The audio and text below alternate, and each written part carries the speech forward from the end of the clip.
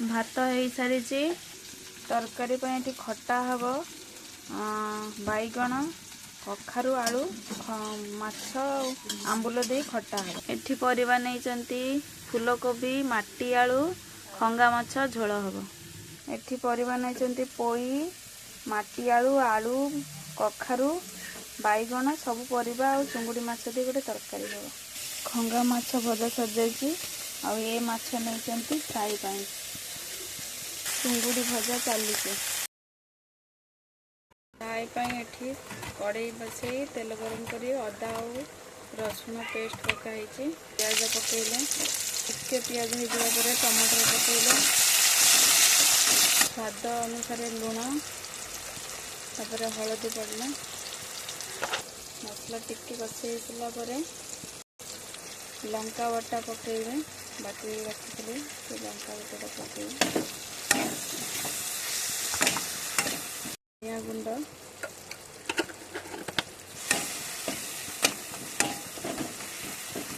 धनिया गुंड और लंका बटा पकेवा पर टिके हिसला पर पानी पकेवा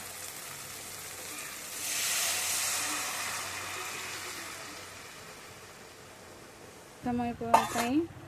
2-3 मिनट आम ढांकुणी लगे फुटी आसला राई बटा अल्प पकेवा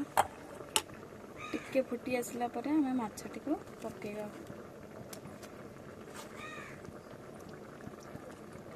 टिके घोड़ना घोड़े दबा 3 मिनट फ्राई आमर फ्राई आमर पूरा रेडी हो गलानी ता ऊपर टिके टिके धनिया पत्र पके देवा फ्राई रेडी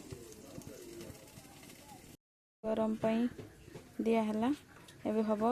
खंगा माछ आलू फूलकोबी माटी आलू झोल झोल पाई परिबा पका होला